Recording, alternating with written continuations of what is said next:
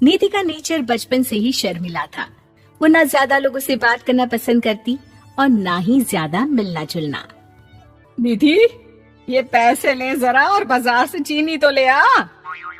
नहीं माँ, मैं नहीं जाऊंगी, मुझे शर्म आती है, आप ही चले जाओ ना। अरे पता नहीं क्या करेगी ये लड़की, जीवन में कभी कुछ किया ही नहीं सिवाय पढ़ाई और घर के कामों के। इसकी शादी भी आसपास ही कहीं करवा दो, दूर जाकर इसका गुजारा कैसे होगा। निधि सुनती सबकी, समझती भी, लेकिन चुप करके रह जाती। एक दिन पिता के दोस्त अपने परिवार के साथ निधि के घर खाने पर आते हैं। उनकी बेटी बहुत ही स्मार्ट होती है। निधि बेटा, वीणा के साथ बात करो, देखो अंकल की बेटी भी आई है उनके साथ। निधि वीणा के साथ वहीं बैठ जाती है। चलो ना अंदर चलते हैं, यहाँ कहाँ बड़े लोगों के बीच बैठे। निधि माँ की तरफ देखती है और अंदर चली जाती है। वैसे मैंने ना अपना चैनल खोला है, तुम सब्सक्राइब करना उसमें। मैं ना ब्यूटी और फैशन की बात करती हूँ, ये देखो। ओह, इतने सारे लोगों के सामने तुम कैसे इतना बोल लेती हो? मुझे तो बहुत शर्म आती है। अरे शर्म कैसी? खैर, सीधी सादी सी निधि, उसकी शादी हो जाती है राकेश से। राकेश एक स्मार्ट लड़का था, उसे घूमना फिरना पसंद था, लेकिन निधि का शर्मिला व्यवहार वो समझ जाता है। अरे निधि, घर से बाहर क्यों नहीं निकलती? लोगों से मिला जुला करो, तभी तो पता चलेगा ना कि दुनिया कैसी है। क्या करना है पता करके?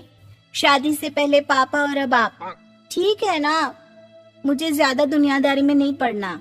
निधि की जिंदगी ठीक ठाक चल रही थी। उसके 2 लड़के होते हैं, दोनों को वो पढ़ाती लिखाती, उनका ख्याल रखती।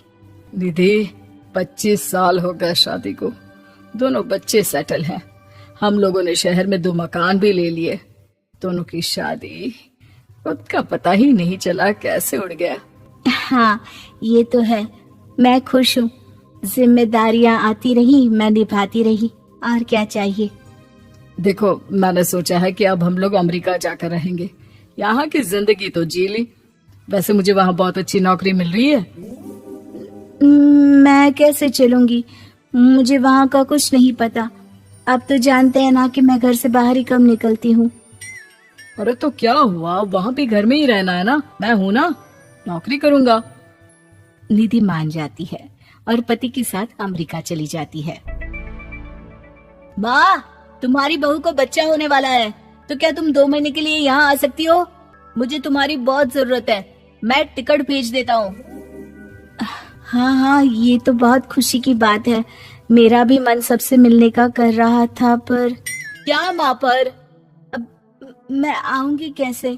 पापा से बात करती हूँ। देखो माँ, प्लीज बहाना मत बनाना, तुम जानती हो ना इस वक्त में मैं किसी पर भरोसा नहीं कर सकता हूँ। निधि पति को सारी बात बताती है। क्या आप भी चलेंगे? निधि, आने जाने में बड़ा खर्च हो जाएगा, ऊपर से मुझे यहाँ छुट्टी नहीं मिलेगी। बहू पर वक्त ऐसा है कि तुमको तो जाना ही पड़ेगा।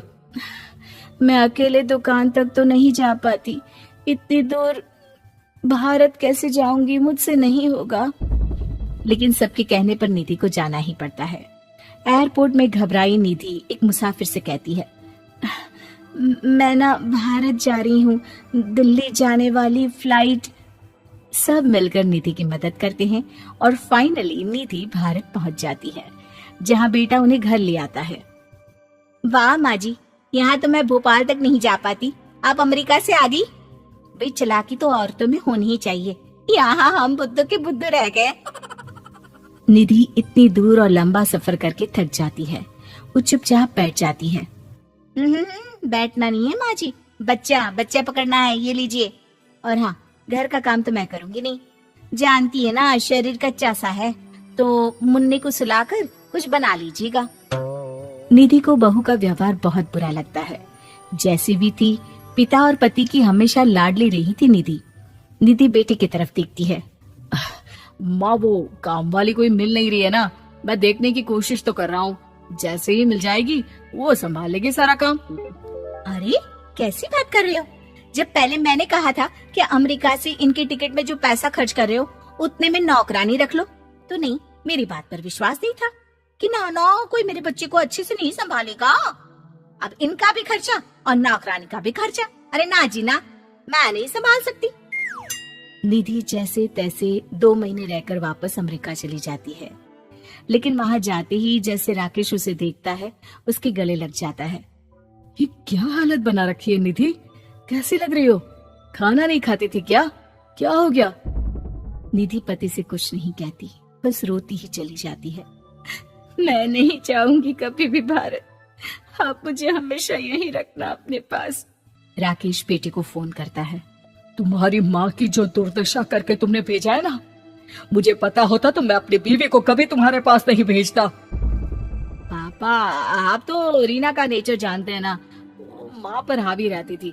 अब मैं तो ऑफिस चला जाता था, वो माँ पर जुल्म करती है और माँ भी इतनी सीधी है कि चुपचाप सहती रही।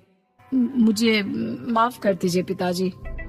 खैर, राकेश कहता भी क्या, प्यार दुलार के साथ अपनी निधि को संभालने में लग जाता है। लेकिन कहते ना, वक्त हमेशा एक सा नहीं रहता। अमेरिका में ही राकेश की मृत्यु हो जाती है और निधि अकेली रह जाती है। बड़ा बेटा कहता है, माँ भारत चलो ना, हम लोग साथ रहेंगे। निधि को जैसे ही वो सब सीन्स याद आते हैं वो परेशान हो जाती है। समझ में नहीं आता कि पति के बिना अब जीवन कैसे चलाएगी। मैंने सारा जीवन घर का काम किया, घर देखा और जिंदगी चलाई, लेकिन जिस घर में रही सबने प्यार दिया, मैं वहां नहीं जाना चाहती। तभी राकेश जिस कंपनी में काम करता था उसका मालिक निधि के घर आता है।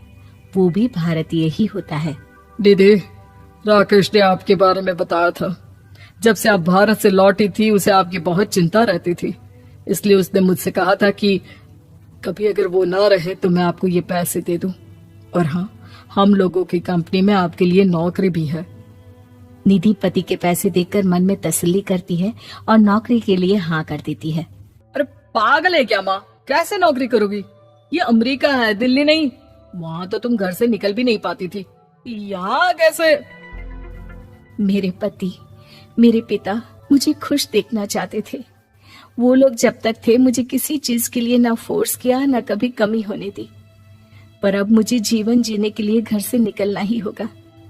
बेटा, तुम तो अगली फ्लाइट से भारत लौट जाओ, मैं यहीं खुश हूँ।